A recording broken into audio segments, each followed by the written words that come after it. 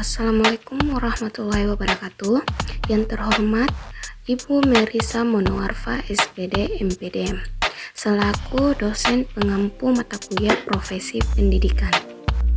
Perkenalkan, nama saya Yuni Pratiwi, kelas 23C, NIM 23049501024, jurusan PGPAUD Pendidikan Guru Pendidikan Anak Usia Dini. Di sini saya akan membawakan materi tentang definisi supervisi kependidikan. Definisi supervisi kependidikan dalam bukunya Basic Principle of Supervision Adams dan Dickey 1959 mendefinisikan supervisi adalah program yang berencana untuk memperbaiki pengajaran. Program itu pada hakikatnya adalah perbaikan hal mengajar dan mengajar. Dalam Dictionary of Education Good Carter 1959 memberi pengertian bahwa supervisi adalah usaha petugas-petugas dalam memimpin guru-guru dan petugas-petugas lainnya dalam memperbaiki pengajaran, termasuk menstimulasi, menyeleksi pertumbuhan jabatan dan perkembangan guru-guru, serta merevisi tujuan-tujuan pendidikan, bahan pengajaran, dan metode serta evaluasi pengajaran Burton dan Bruckner 1951. Menurut mereka, supervisi adalah suatu teknik pelayanan yang tujuan utamanya mempelajari dan memperbaiki secara bersama-sama faktor-faktor yang mempengaruhi perubahan dan perkembangan anak. Menurut T. Harris sendiri, dalam Olivia 1948, supervisi pengajaran ialah sesuatu yang dilakukan personalia sekolah untuk memelihara atau mengubah apa yang dilakukan sekolah dengan cara yang langsung mempengaruhi proses belajar mengajar.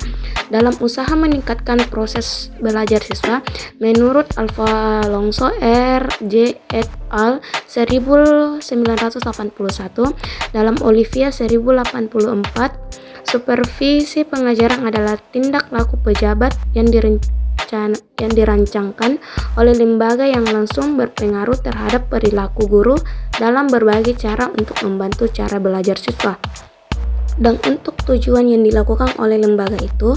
Jadi dapat disimpulkan bahwa supervisi pendidikan adalah usaha atau kegiatan yang ada di sekolah guna untuk memperbaiki proses pembelajaran yang terjadi di suatu sekolah menjadi ke arah yang lebih baik dan sesuai dengan tujuan yang telah direncanakan. Tujuan supervisi kependidikan. Ahmed Tembun 1981-28 merumuskan tujuan supervisi pendidikan dengan memperhatikan beberapa faktor yang sifatnya khusus sehingga dapat membantu mencari dan menentukan kegiatan supervisi yang lebih efektif. Adapun tujuan-tujuan itu adalah: 1. Membina kepala sekolah dan guru-guru untuk lebih memahami tujuan pendidikan yang sebenarnya dan peranan sekolah mencapai tujuan itu. 2. Memperbesar kesanggupan kepala sekolah dan guru-guru untuk mempersiapkan peserta didiknya menjadi anggota masyarakat yang efektif. 3. Membantu kepala sekolah dan guru mengadakan diagnosis secara kritis terhadap aktivitas-aktivitasnya dan kesulitan-kesulitan mengajar belajar, serta menolong mereka merencanakan perbaikan belajar. 4. Meningkatkan kesadaran kepada kepala sekolah dan guru-guru serta warga sekolah lainnya terhadap tata kerja yang demokratis dan kooperatif, serta memperbesar kesediaan untuk tolong-menolong. 5. Memperbesar ambisi guru-guru untuk meningkatkan mutu karyanya secara maksimal dalam bidang profesinya. Keahlian meningkatkan Okhyeven motif. 6. Membantu pemimpin sekolah untuk mempopulerkan sekolah kepada masyarakat dalam pengembangan program-program pendidikan. 7. Membantu sekolah dan guru-guru untuk dapat mengevaluasi aktivitasnya dalam konteks tujuan aktivitas perkembangan peserta didik. Dan 8. Mengembangkan esprit de corps guru-guru, yaitu adanya rasa Fungsi supervisi kependidikan.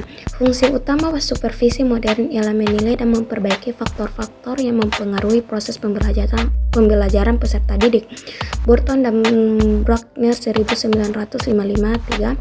Sedangkan Briggs mengungkapkan bahwa fungsi utama supervisi bukan perbaikan pembelajaran saja, tapi untuk mengkoordinasi, menstimulasi, dan mendorong ke arah pertumbuhan profesi guru.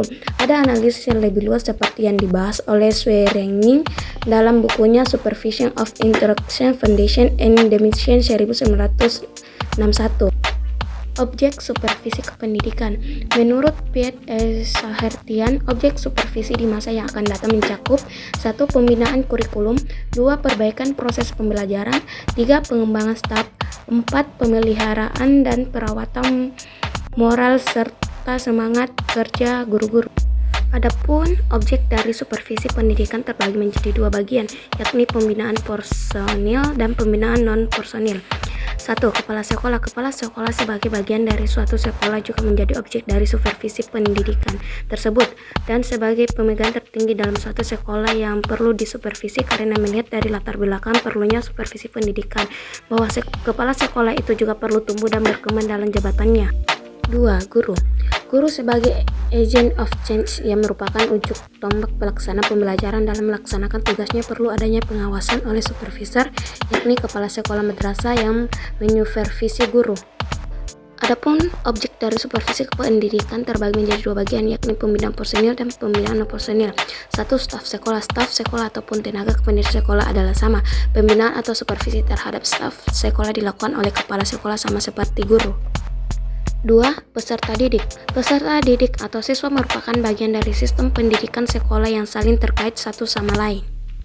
Kesimpulan mengenai konsep supervisi pendidikan adalah bahwa supervisi pendidikan merupakan suatu proses pengawasan dan bimbingan yang dilakukan oleh seorang supervisor pendidikan terhadap para pendidik atau tenaga pengajar dalam suatu institusi pendidikan. Tujuan utamanya adalah untuk meningkatkan kualitas pembelajaran dan pengajaran serta memastikan bahwa standar pendidikan terpenuhi. Supervisi pendidikan melibatkan pemantauan, penilaian, umpan balik, dan pengembangan profesional guru atau dosen. Selain itu, supervisi pendidikan juga dapat berfungsi sebagai alat untuk perkembangan kurikulum, peningkatan efisiensi, dan pencapaian tujuan pendidikan yang telah ditetapkan.